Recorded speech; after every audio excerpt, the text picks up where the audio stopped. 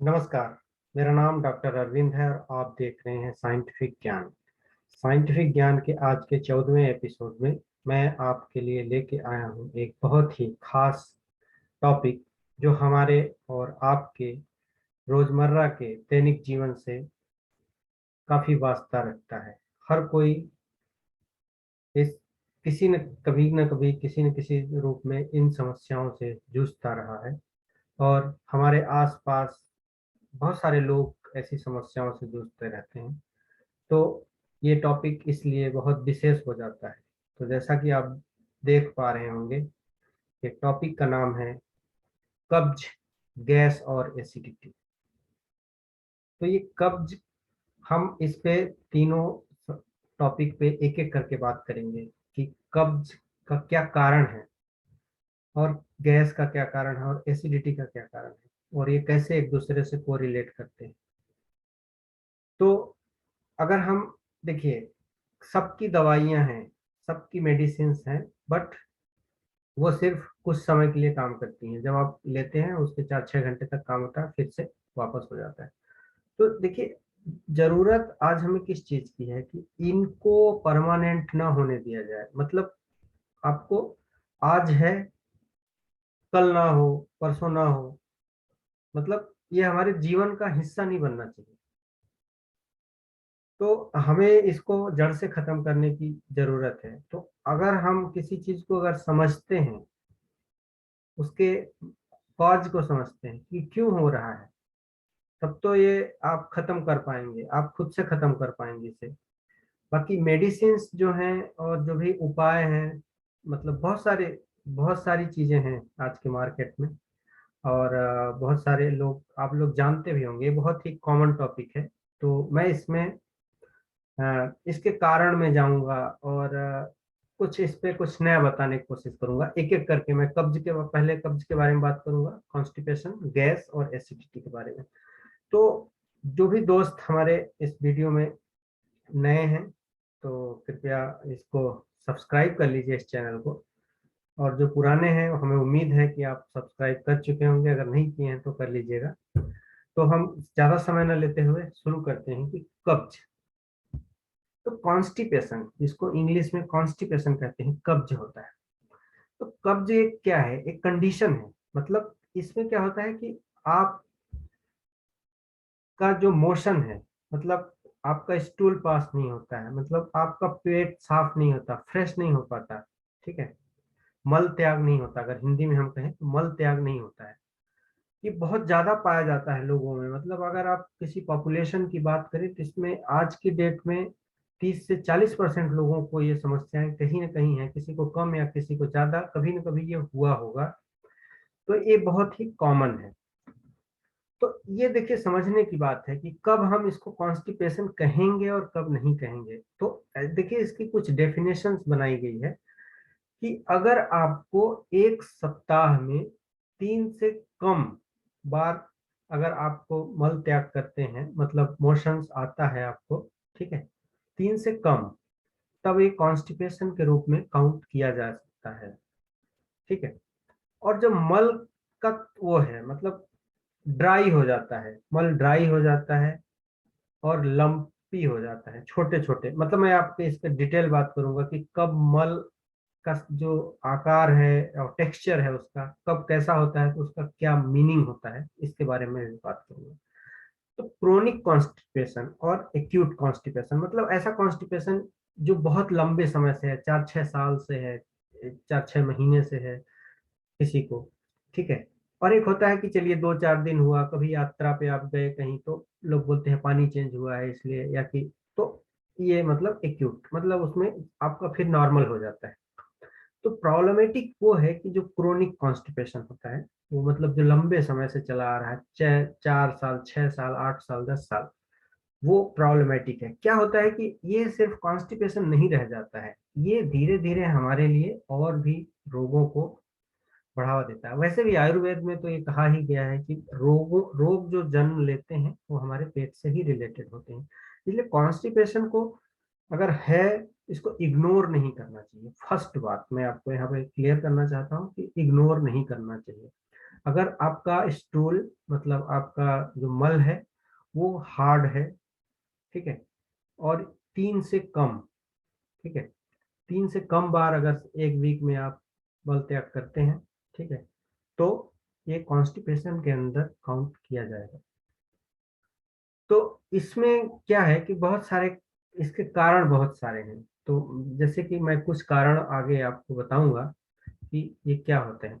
तो पहले सिम्टम हम आपको बता देते हैं कॉन्स्टिपेशन की क्या सिम्टम होते हैं कब्ज के। वैसे आप लोग सब जानते होंगे, मैं फटाफट बताता हूँ कि इसमें 3 से कम बार अगर आप मल त्याग करते हैं एक सप्ताह में 7 दिन के अंदर, और having lumpy and hard, hard मल मतलब काफी कठोर और छोटे टुकड़े मल में आपके आते हैं, और आपको जोर लगाना पड़ता है मल त्याग करने के लिए, जोर लगाना पड़ता है, मतलब आपको प्रेशर देना पड़ता है, और ऐसा आपको फील होता है कि आपका पेट नहीं साफ हुआ है, ठीक है, कंप्लीटली।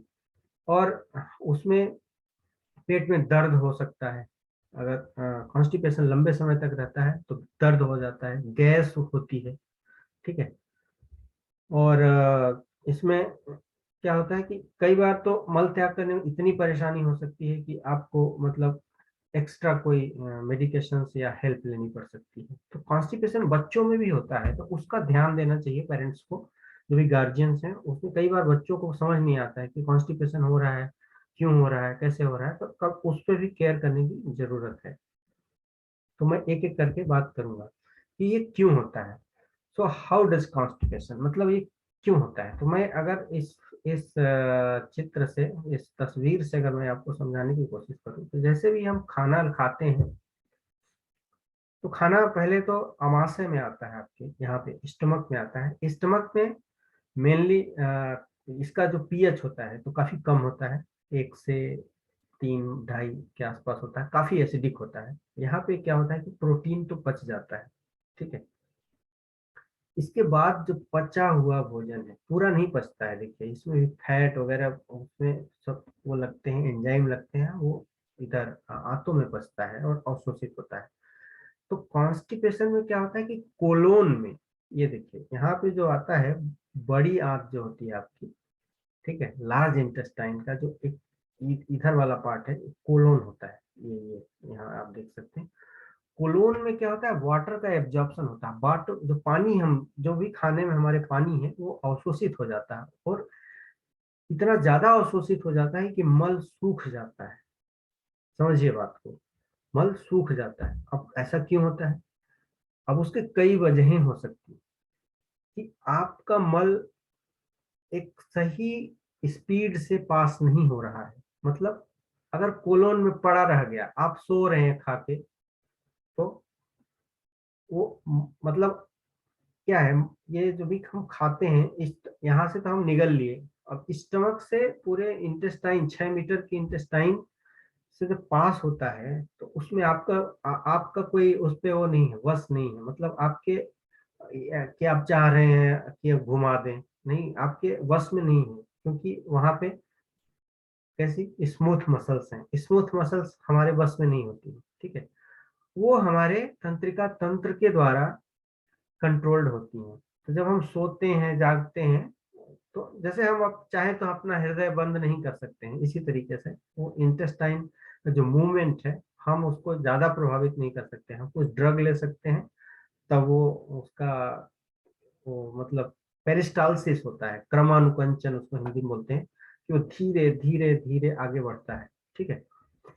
तो जब वो फूड अधपचा हुआ खाना जब बहुत देर तक कोलोन में रह जाएगा, तो वहां से पूरा पानी उसका अवशोषित हो जाएगा। अब वो क्या होता है, कोलोन में उसका वाटर एब्जॉर्प्शन हो जाता है, तो उसकी भी बहुत सारी वजहें हैं क्यों होता है, हम उसका आगे बात करेंगे। तो ये था उसका कारण कि कोलोन में, यहाँ पे बड़ी आंत में उसका सारा पानी अवशोषित कर लिया जाता है और मल सूख जाता है, और कई बार आंतों में चिपक जाता है, ठीक है। ये बहुत समय से चलता रहता है, हमें समझ नहीं आता ये कॉन्स्टिपेशन कैसे हो रहा है, ठीक है। तो इसमें क्या है कि एक तो आपका जो क्रमानुकंचन गति है, मतलब आपका आते जो सिकुड़ती फैलती हैं उससे फूड आगे जाता है, उसकी गति रुक जाती है, उसकी बहुत सारी वजहें हो सकती हैं। तो काज ऑफ कॉन्स्टिपेशन देखिए, आप खाना खा रहे हैं और उसमें फाइबर कम है। फाइबर होना बहुत ज्यादा जरूरी है। देखिए फाइबर क्या होता है ना, पानी को रिटेन करता है, पानी को रोक के रखता है ऐसा। और फाइबर नहीं है आपके खाने में तो उसका पूरा पानी सोख लेगा वो कोलोन। तो फाइबर पानी को रिटेन करता है, बल्कीनेस देता है। ऐसा नहीं कि पूरा, अब क्या होता है कि अगर आप इमेजिन कीजिए कि आप मैदा मैदा खा लिए, ठीक है, मैदा क्या है कि एक लंप बन जाएगा, इतना फाइन पार्टिकल है, ठीक है, उसमें पार्टिकल साइज का बहुत बड़ा रोल है। देखिए आप मैदा कहीं ऐसे छिड़क दीजिए किसी सरफेस पे, वो चिपक जाएगा। और वहीं पे आटा है, थोड़ा अगर ज्यादा बहुत ज्यादा महीन नहीं है तो आटा अगर आप छिड़केंगे ऐसे तो वो चिपकेगा नहीं। तो क्या होता है, जब अगर हम पार्टिकल साइज और फ्री एनर्जी पे अगर बात करें, तो अगर जितना ज्यादा पार्टिकल साइज कम हो जाएगा, ठीक है, तो वो चिपकने के उसमें नेचर आ जाता है। तो इसीलिए अगर हम बहुत ज्यादा फाइन पार्टिकल्स आटा खाते हैं तो भी प्रॉब्लम होता है। तो हमें फाइबर वाली चीजें खाने हैं, मतलब आटे में जो चोकर होता है वो होना चाहिए, बहुत ज्यादा जरूरी है। और भी सब्जियां, हरी सब्जियां, फल फूल इतना खाना चाहिए कि पर्याप्त मात्रा में फाइबर्स होने चाहिए फूड में। नॉट ड्रिंकिंग एनफ वाटर, हम पानी नहीं पीते पर्याप्त, तो भोजन तो सूख जाएगा ना, कोलोन तो पानी निकाल लेगा और आपका मल सूख जाएगा। मतलब अधपचा हुआ भोजन जो आगे चल के मल बनेगा लास्ट प्रोसेस पे, वो सूख जाएगा और वो पास नहीं होगा, उसमें आपको दिक्कत होगी काफी। नॉट गेटिंग एनफ एक्सरसाइज, अब खा के पड़े रहेंगे ना तो वो आगे स्लो बढ़ेगा ही नहीं। इसीलिए बोलते हैं लोग खा के टहलना चाहिए। क्या है कि अब तुरंत तो नहीं होता है, ये 2-3 घंटे तो स्टमक में ही रहता है आपके भोजन, उसके बाद जाता है वो। तो आगे बढ़ाने के लिए हमें एक्सरसाइज करना चाहिए, तभी तो वो हिलेगा डुलेगा तो आगे बढ़ेगा, ठीक है। चेंजेस, और इसीलिए change your regular routine and travelling. क्या होता है कि ना, जब कभी यात्रा वात्रा में जाते हैं या कि आप बहुत स्ट्रेस में होते हैं या कि बहुत सोचते होते हैं, उस समय भी ये सब चीजें बंद हो जाती हैं, मतलब काफी स्लो हो जाता है आपका जो मोशन है, इंटेस्टाइनल मोशन है जिसको पेरिस्टालसिस मूवमेंट कहते हैं, वो बंद हो जाता है या कि स्लो हो जाता है। और अगर जैसे आपको प्रेशर आ रहा है, अगर उसको आप इग्नोर करते हैं बार बार, उससे भी ऐसा होता है। Eating large amount of milk and चीज, मतलब दूध से और दूध से बनी हुई चीजें खाने के कारण भी कॉन्स्टिपेशन होता है। स्ट्रेस, हमने आपको बताया कि स्ट्रेस, जो स्ट्रेस में होते हैं उनको कॉन्स्टिपेशन होता है। डायबिटिक कंडीशन में कॉन्स्टिपेशन होता है, ये हम आगे आपको बात करेंगे।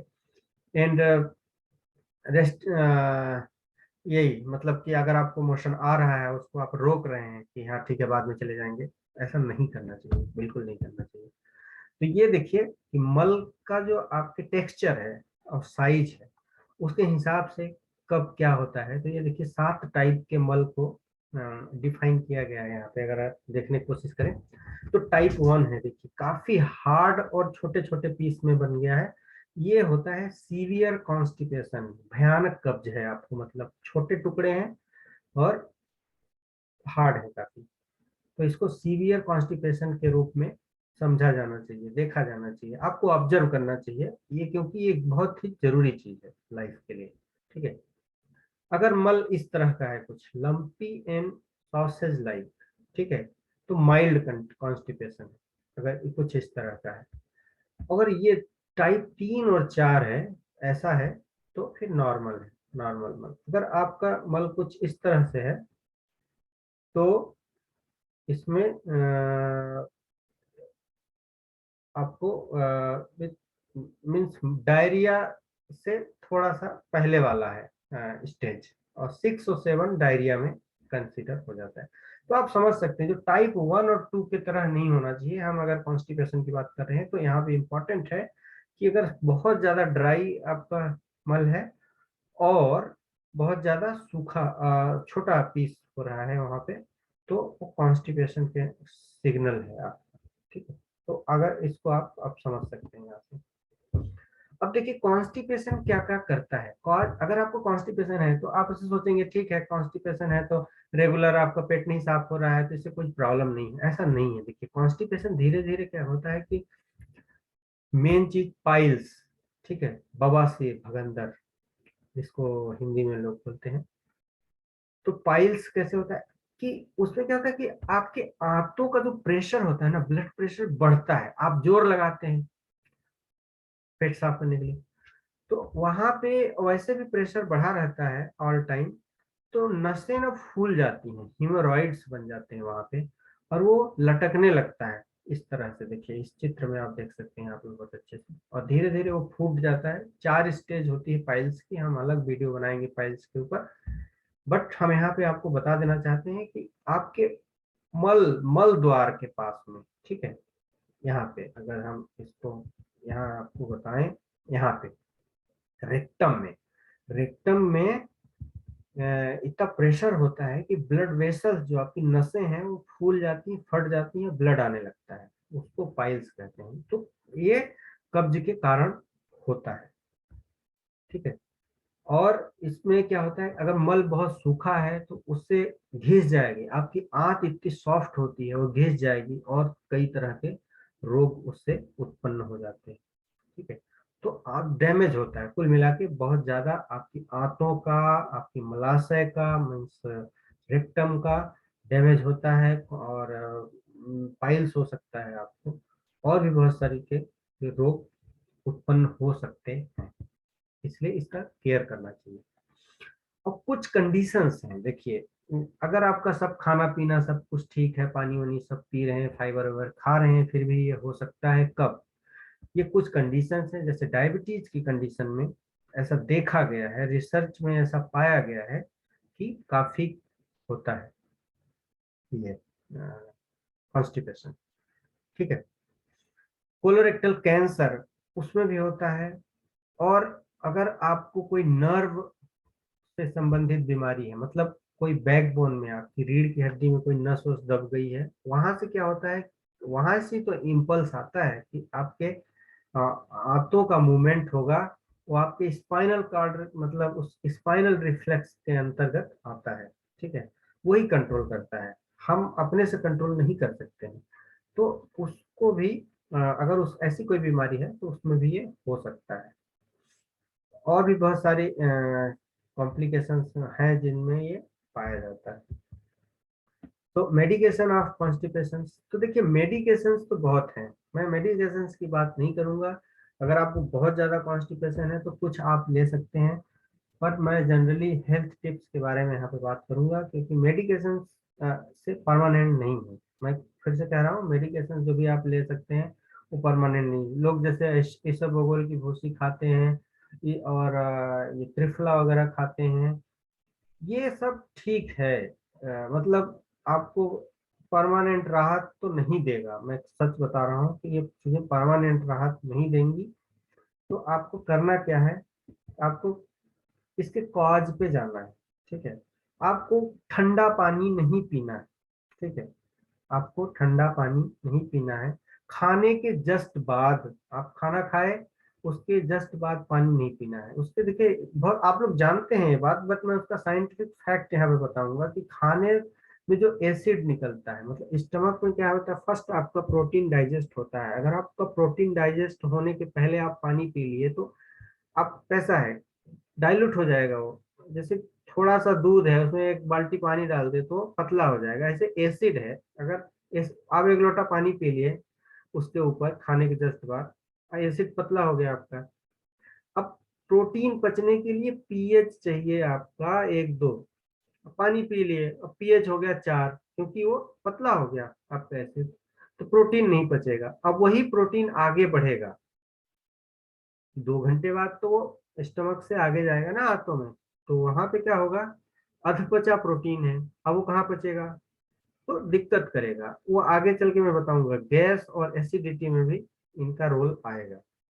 तो हमको ठंडा पानी नहीं पीना है, हमको बहुत ज्यादा मैदा वाली चीजें नहीं खानी है, क्योंकि हमने आपको बताया कि पार्टिकल साइज उनका छोटा होता है और आंतों से चिपक जाते हैं और उसका पूरा पानी खींच लेता है। फाइबर वीक की चीजें खानी है, वो पानी को रोक के रखती हैं और बल्क बनाती हैं, तो आपका पेट अच्छा साफ होता है। आप तो कभी देखे होंगे एनिमल्स में, गाय भैंस को कभी कब्ज नहीं होता, क्योंकि वो घास खाती है, ठीक है। तो उनको कब्ज नहीं होता है, इसलिए क्योंकि फाइबर्स बहुत ज्यादा है। अगर गाय को आप भैंस को आप शुद्ध रोटी रोटी चावल चावल चावल दाल खिलाइए, उसको भी कब्ज हो जाएगा, फाइबर नहीं होगा ना उसमें। तो देखिए, आपको रिलेट कर पाए अपने आसपास की चीजों से, बहुत ज्यादा उसमें जाने की जरूरत नहीं है। तो और हमको सोना नहीं है, खा के जस्ट सोना नहीं, सोने के 3-4 घंटे पहले खाना पीना खाना है। और एक चीज मैं आपको बताऊं कि सोना है आपको 8-9-10 बजे सोना है, तो आप 6-7 बजे खा लीजिए, ठीक है। उससे क्या होता है कि खाना पड़ा नहीं रहेगा आपके पेट में, क्योंकि मूवमेंट जो होता है ना, इंटेस्टाइनल मूवमेंट बहुत ज्यादा जरूरी है। अगर सो गए तो कम हो जाता है, प्रॉपर नहीं होता है, तो कॉन्स्टिपेशन हो सकता है। ठंडा पानी हमारे मूवमेंट को, मतलब इंटेस्टाइनल मूवमेंट को कम कर देता है। जो आपको मैंने बताया कि नर्व वगैरह में जो प्रॉब्लम है, तो भी इससे हो जाता है।